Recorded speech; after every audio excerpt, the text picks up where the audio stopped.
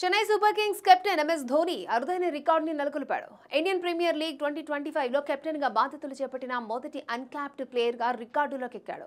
IPL 2025లో భాగంగా Kolkata night రైడర్స్తో జరిగిన మ్యాచ్లో చెన్నై కెప్టెన్గా బరిలోకి దిగడంతో మహి అరుదైన రికార్డుని తన ఖాతాలో వేసుకున్నాడు. ఐపీఎల్ హిస్టరీలో ఇప్పటివరకు ఏ అన్క్యాప్డ్ ప్లేయర్ కెప్టెన్గా వ్యవహరించలేదు.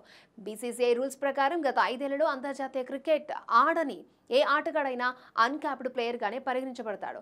5 ఏళ్ల క్రితం 2019లో మహి చివరిగా ఇంటర్నేషనల్ మ్యాచ్ ఆడాడు. దీంతో ఐపీఎల్ 2025 మెగా వేలంలో అన్క్యాప్డ్ కోటాలో 4 కోట్లు వెచ్చించి సీఎస్కే అతని రీటైన్ చేసుకుంది. CSK regular captain Ruturaj Gaikwad గాయం కారణంగా టోర్నీ మొత్తానికి దూరమయ్యాడు. దీంతో ధోని మళ్లీ చెన్నై పగ్గాలను అందుకున్నాడు. దీంతో ధోని ఐపీఎల్ హిస్టరీలోనే కెప్టెన్గా బాధ్యతలు చేపట్టిన మొదటి అన్క్యాప్డ్ ఆటగాడిగా నిలిచాడు.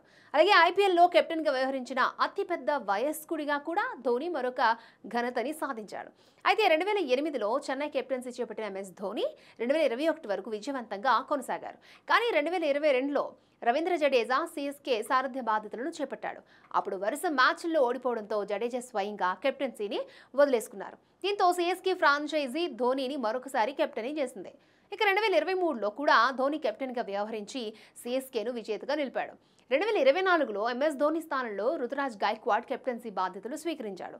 అయితే ఇప్పుడు ఐపీఎల్ 2025లో రుతురాజ్ గాయం కారణంగా ధోని మళ్లీ సీఎస్కే కెప్టెన్గా ఉండాల్సి వచ్చింది.